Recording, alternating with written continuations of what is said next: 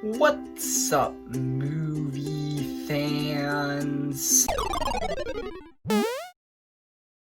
So back in May, specifically May the 4th, it was a special May the 4th video, I ranked all of the Star Wars heroes. Ever since I did that, I basically made this obligation, this contract, that I have to rank the Star Wars villains. If you rank the heroes of a series, you have a obligation to rank the villains, and if you rank the villains of a series, you have an obligation to rank the heroes. It's just how it works. Yeah, I'm going to be ranking the Star Wars villains. I'm going to be ranking specifically the ones from the mainline Skywalker saga. However, what I decided to do in this video that I didn't do in my Star Wars Heroes video, and I probably should have, is if a character from the mainline Skywalker saga shows up in any of the spin-off movies or spin-off TV shows like Clone Wars or The Mandalorian or Rogue One,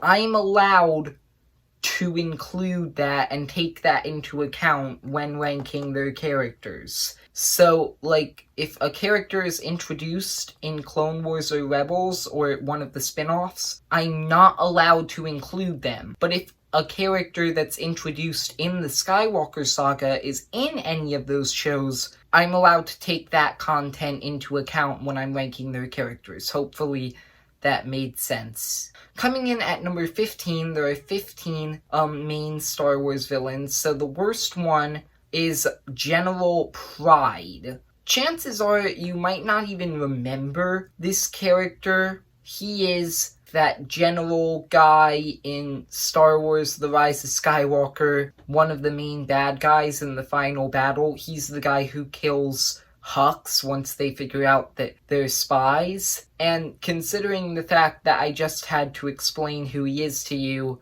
that basically tells you everything you have to know about his character. He's not memorable. He's introduced way too late in the story. Like, he's introduced in the 9th film in the 9-film saga. He hardly has any screen time or time to develop. It feels like they're trying to make him intimidating, kind of like Tarkin, but in my opinion, they missed what made Tarkin so intimidating, and obviously Tarkin's on this list, so I'm going to get to him later and explain what made him so intimidating, but all you need to know for now is Pryde is definitely not the right way to do it. So moving on to number 14, I have Nute Gunray. You might not remember this character very well either. You probably remember what he looks like. He's like that weird looking dude. I'll probably show a picture of him anyway. I don't know why I'm explaining him to you. I definitely forget his name a lot. So Nute Gunray, he is basically kind of the main villain of Phantom Menace. He's the leader of the Trade Federation. He's not very memorable either, and that's saying a lot considering, like I said, he's kind of the main villain of Phantom Menace. When your main villain in your movie, you can't even remember their name, that's saying you don't really have a good villain. On the bright side, however, he did give me one of my favorite Star Wars prequel memes ever. This is getting out of hand. Now there are 2 of them. So number 13 is gonna be Captain Phasma. Now, she was set up to be a really cool character. She looks really cool. She has like the silver stormtrooper, blaster-proof stormtrooper armor, the ominous black cape.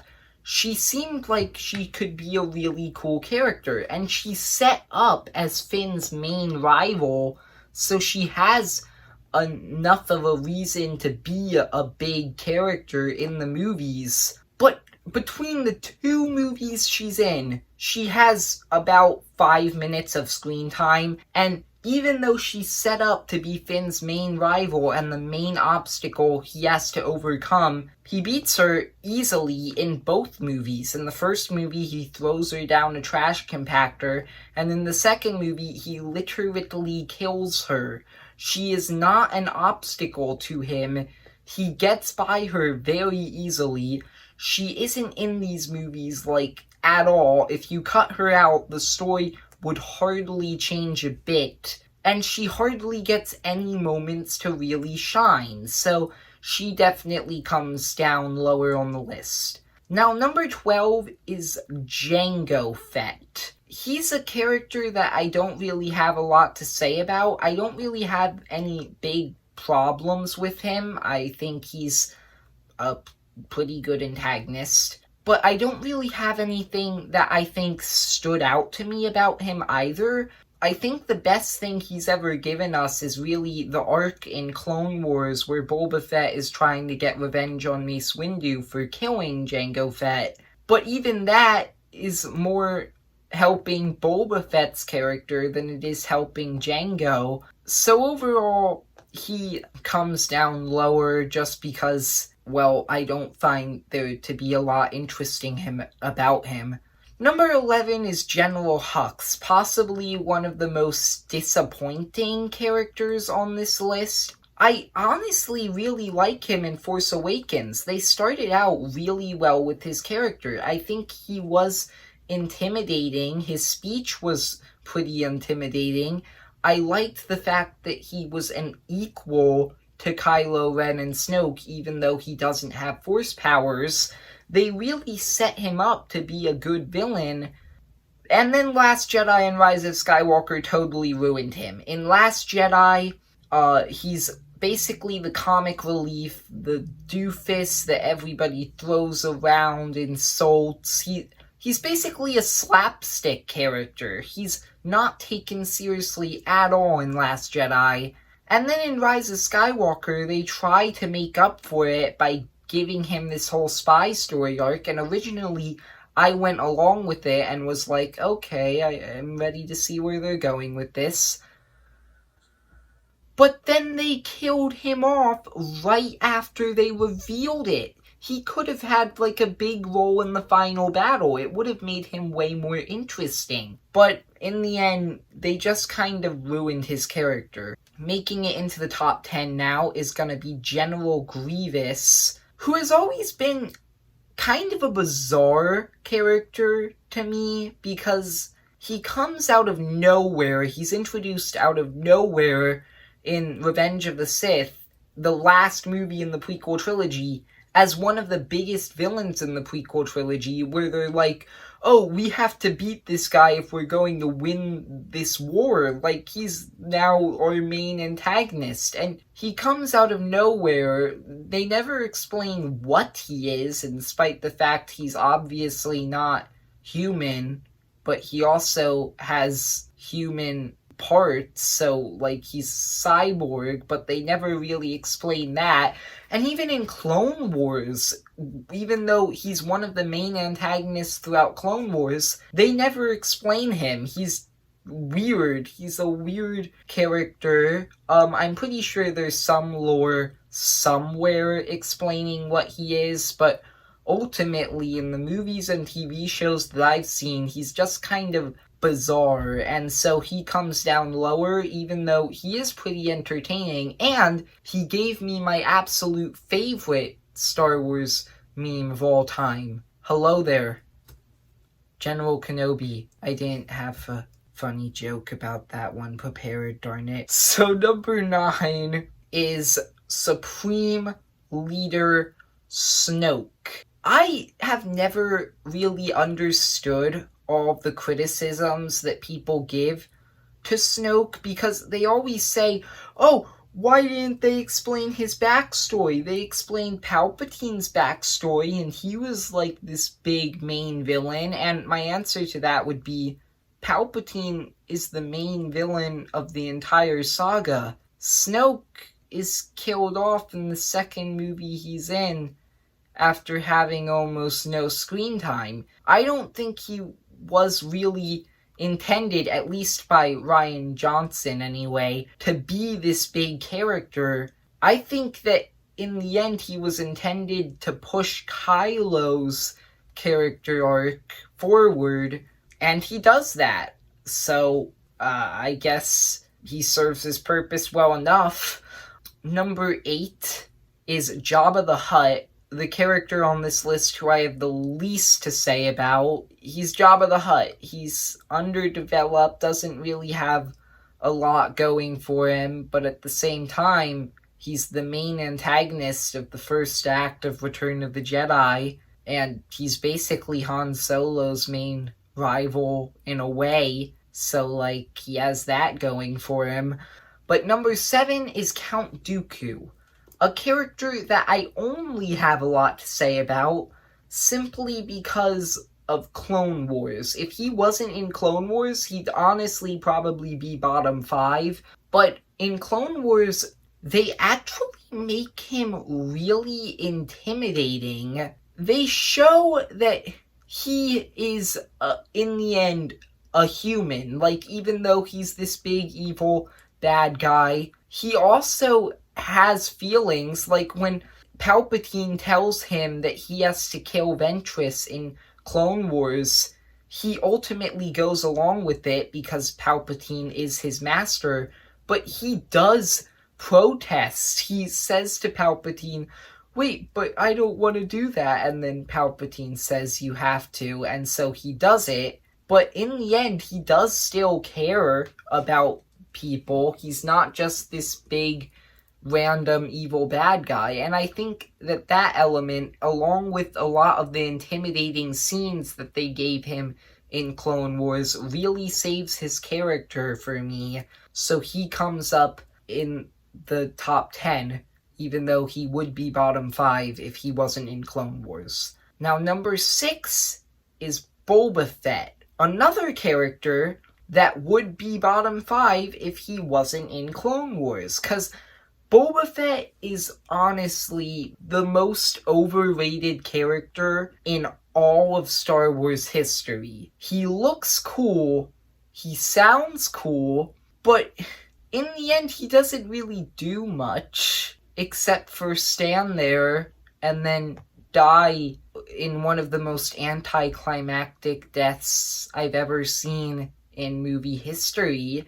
But Clone Wars actually gives him an extra layer where they give him an entire arc in Season 2 where he's trying to avenge his father by killing Mace Windu, and in the end, he fails, but it still adds a bit more to him, and you also get to see a lot more of his origins in Clone Wars. He appears later in the Night Sisters part of Season 4, so he does have a couple things going for him in Clone Wars, even though he is overrated if you're going by the movies. At number 5 is Tarkin, a character that is only this high because of how intimidating he can be. He can be really frightening, and I want to talk about this because, like I said earlier with General Pryde, I think this is why they definitely failed with General Pryde when trying to make him as intimidating as Tarkin. The reason Tarkin is so intimidating to me is because of how calm he is. He hardly ever lashes out. He hardly ever shows any emotion. He hardly ever smiles. He's completely stern and serious every time you see him. But he's doing, like, these terrible things, like blowing up planets for no reason. And in Rebels, he kills some of his own men because they failed. And he actually does, like, really scary things, but he never shows any enjoyment or remorse for it. He's just this stern character throughout all of it, and that's what I find to be so intimidating about him. So then number 4 is Palpatine, the main villain of the entire Star Wars canon. Like, not even just the Skywalker saga. He's the main villain in everything Star Wars. He's pulling the strings in the prequels, the originals, and the sequels, and all the TV shows, and all the spin-offs. He is just the main villain of Star Wars. And I think he comes in so high because of how intelligent he is. He is constantly, throughout the movies, addicted to power for one thing, but he also clearly wants to be the only one in power. He is constantly playing other people to get him where he wants, and then he disposes of them because he doesn't need them anymore. He does it with Plagueis. He learns what he needs to from Plagueis. Then he kills him in his sleep. Then he has a bunch of apprentices, Darth Maul, but as soon as Darth Maul disappears, he replaces him. And then in Clone Wars, when it turns out Darth Maul's alive, he goes to kill him himself. Then he tricks Anakin into killing Dooku, and then he immediately replaces Dooku with Anakin. He tries to trick Luke into killing Vader to make Luke his new apprentice, and then when Luke doesn't, he obviously tries to kill Luke. He's just constantly tricking everybody. Even in the sequels, when he tells Rey to kill him, the only reason he's telling her to do that is because if she kills him, then his spirit is going to pass on to her, and she's going to basically become as evil and corrupt as he is.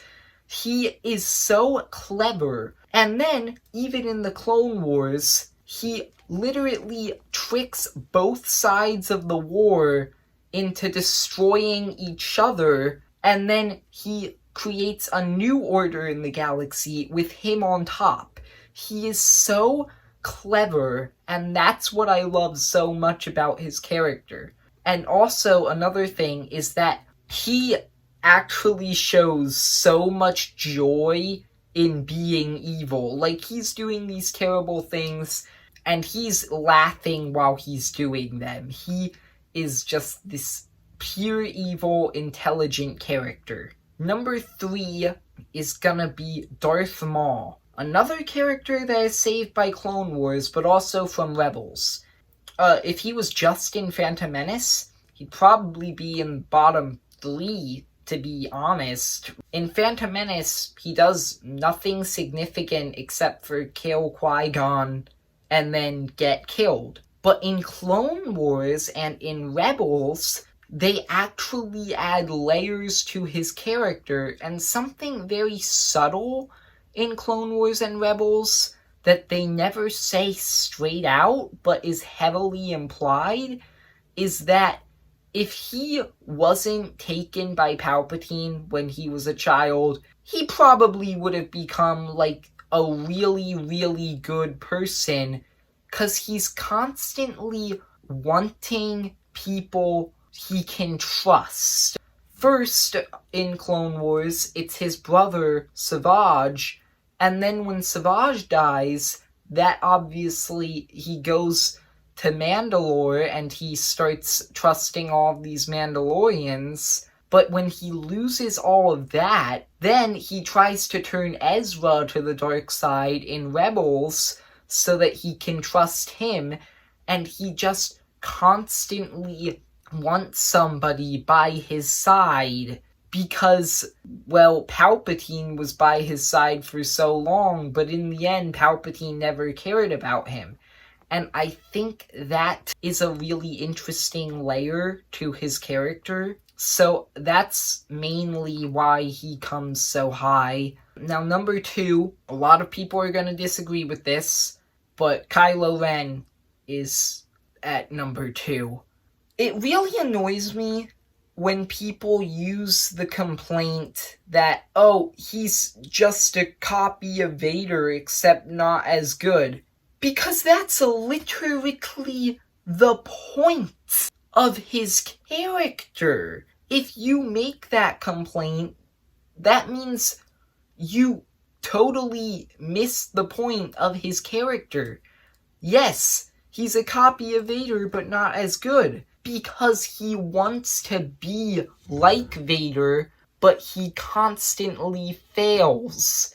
That's the point of his character. And he's also this high because the premise of somebody being pulled towards the light side is not something you normally see in Star Wars. Normally, people are being tempted towards the dark side, but Kylo is being pulled towards the light, and I think that's an interesting idea that they don't necessarily explore as well as they could have, but I still think they did it well enough that it definitely puts him this high, in my opinion. But number one, obviously, like, who didn't see this coming, really? It's Vader. Who else would be number one, really? Vader, he's the greatest villain in movie history, just honestly. Like, I guess also kind of Heath Ledger's Joker in The Dark Knight would be up there. But Vader is just on another level from most villains in movies. He's intimidating, like, you never want to cross him. He's kind of like Tarkin. He's always so calm about everything, but he also has a lot of layers to his character because of the prequels and Return of the Jedi, but specifically, better than all of those would be Clone Wars. In Clone Wars, it's way more believable that he would turn to the dark side than it is in the prequels. They actually really develop him in Clone Wars into this psychopath, and they really work with it in the original trilogy, obviously, because that's where he originated from. But I think that Clone Wars managed to add a lot to his character. But overall, he's just this really scary villain who is redeemed by the end because he's a real human with human emotions, and I just think that he's a really good villain. Who doesn't, really? Who doesn't think that Vader's an amazing villain? That's my ranking of every single Star Wars villain ever. I hope you enjoyed. If you did, leave a like and subscribe, and see ya, movie fans.